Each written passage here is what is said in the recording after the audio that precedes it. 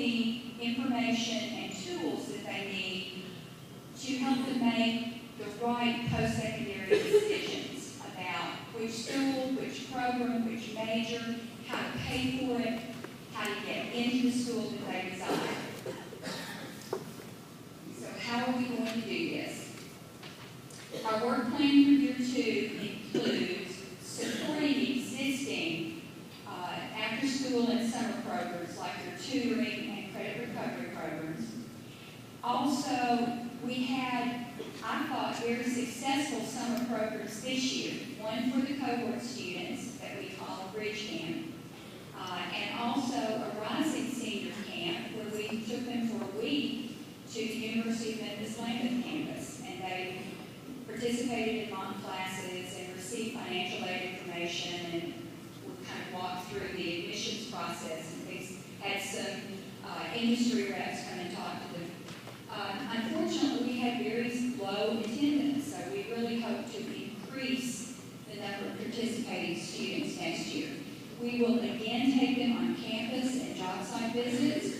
We will hopefully increase our dual enrollment and online course offerings this year. We should be putting in, if it's not already installed, some distance learning equipment at Bolivar Central, similar to what Middleton has already had. And we will again offer ACT workshops in fall and winter, fall and spring in advance of the test days. We're going to give some additional financial aid and scholarship workshops. We're going to get a few more students, the 8th grade and the 12th, involved in College App Week. Do some career exploration activities with our 8th graders. Financial literacy is an important skill set for students and parents. And so our 8th graders and your parents will get some training in financial literacy.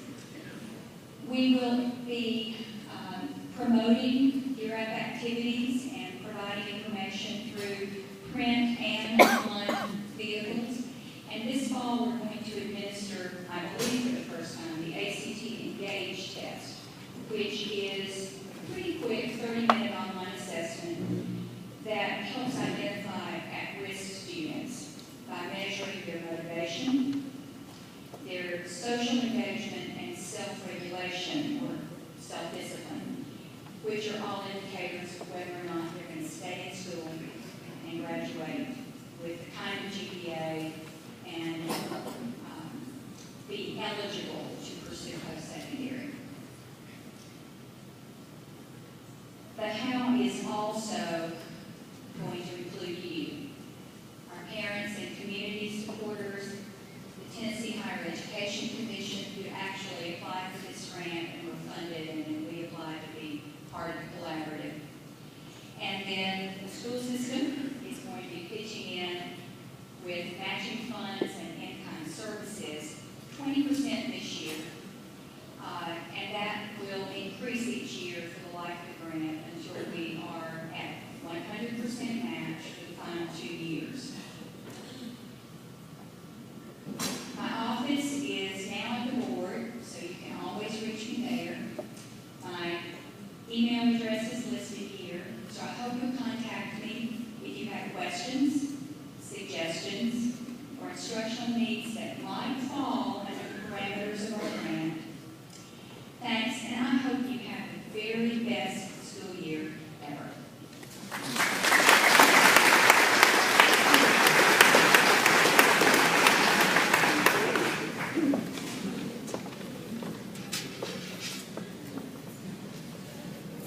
I promised you, or I spoke a few minutes ago about sharing some information with you, and I want to take a moment to do that. Over the last year, we went around and conducted focus groups at your schools, listened to groups of teachers tell us what they wanted and changed, what would change look like. Not certain we could implement everything, but we tried to listen and implement as many of those changes as we could.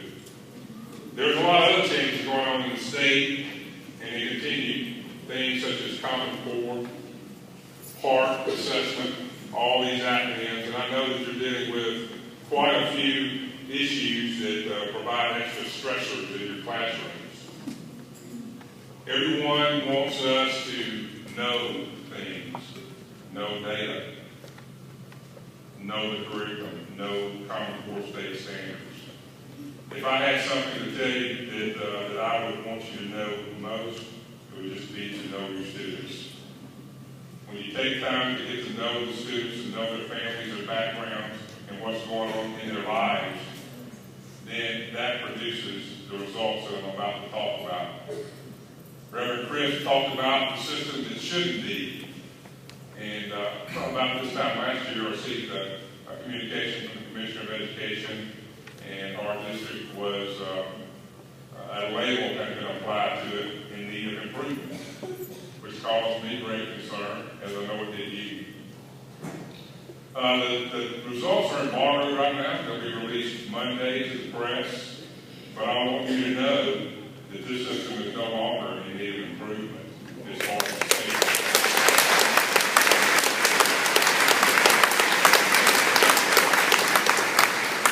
I appreciate the applause, but I had nothing to do with that.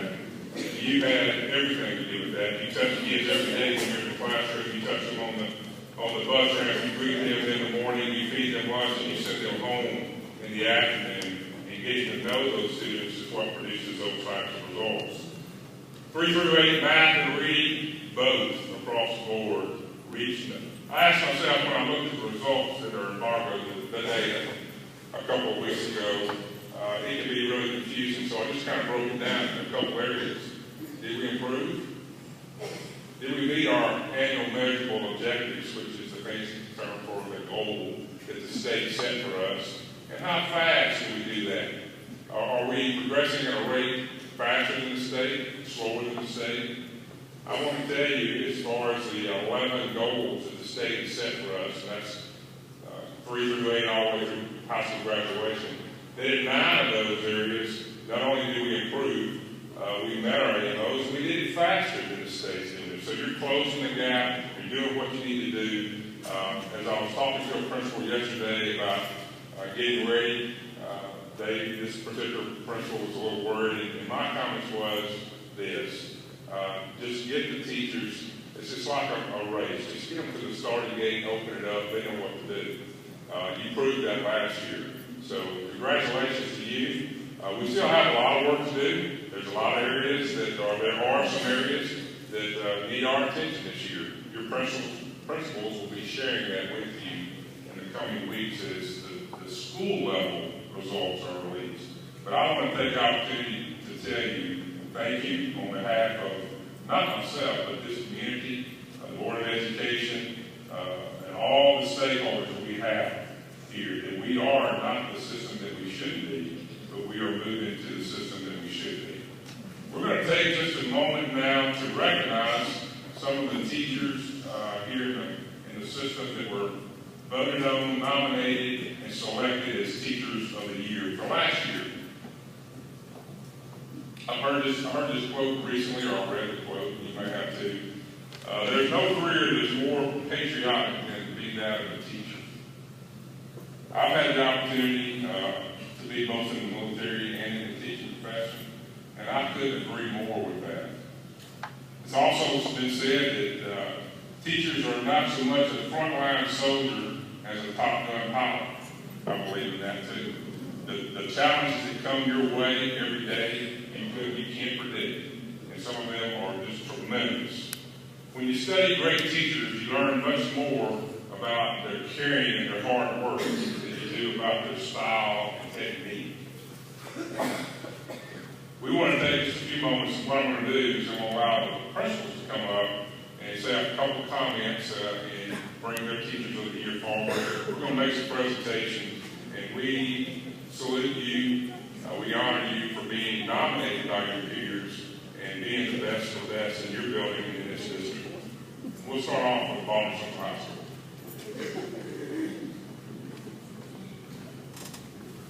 Baltimore Central High School's Teacher of the Year was voted on by our staff. This teacher is always willing to help out without being asked to. She shows up and says, "What can I do?" She's in her 37 years of teaching experience. If you went to school at Baldwin Central High School, more than likely you had this teacher in history. We've given her a plaque at our honor banquet in May with a Bible verse, and it sums up our Teacher of the Year. It's from Titus 2:7. Show yourself in all respects to be a model of good works, and in your teaching show integrity and dignity. Baldwin Central High School Teacher of the Year is Dee Hodge.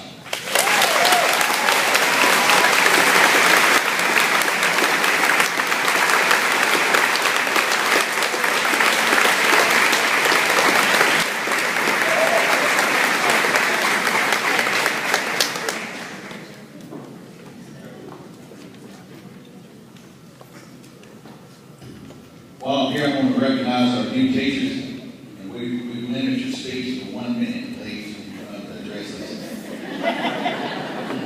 But our new teachers, I would, if you use Baldwin Central High School, if you would, just please stand, please. You don't have to just stand up. I know I've got one or two.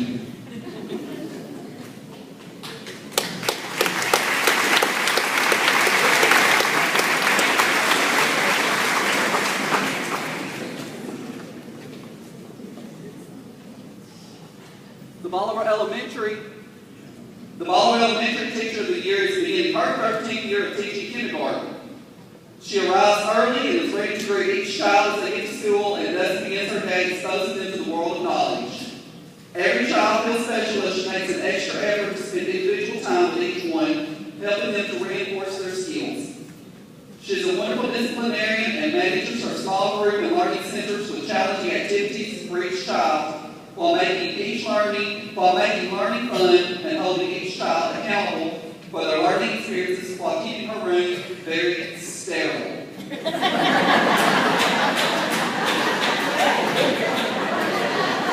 As a co-worker, she is always there to motivate and encourage fellow teachers, share ideas, and help out in any way possible. Compassionate, energetic, exciting, patient, loving, kind, and fun are only a few words that describe Bolivar Elementary Teacher of the Year, Miss LaTanya Hudson.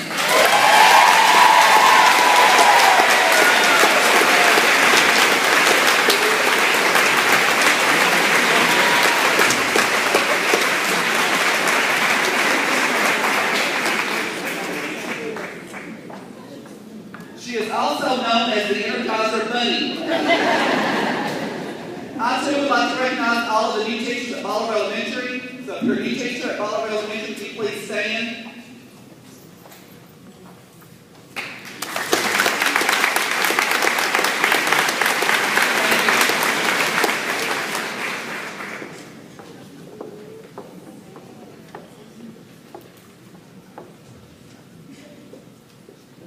It is my pleasure to announce Bolivar Middle School's 2013 Teacher of the Year. She is well deserving. She is a level 5 in student growth this past year. And there is a proverb that says, give a man a fish and he'll eat for a day. Teach a man to fish and he'll eat for a lifetime. And this individual has taught on a great level, and I am so very, very proud of her, so well deserving. None other than Miss Penny Russell.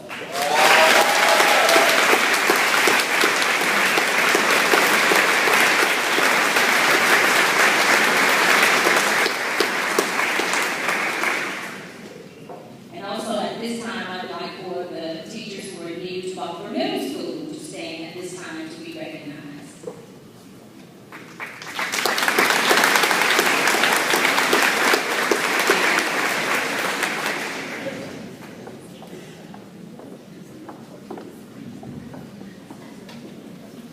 Good morning. Good morning. I am ecstatic to announce our Teacher of the Year for Grand Junction Elementary School. She is the mother of 2. She has one in college and one that will be graduating from high school this year. She has been teaching 4th grade for 2 years. This year she will be in kindergarten. She interacts well with the staff and the students. She is a great motivator, meaning that when we're down and out, She brings treats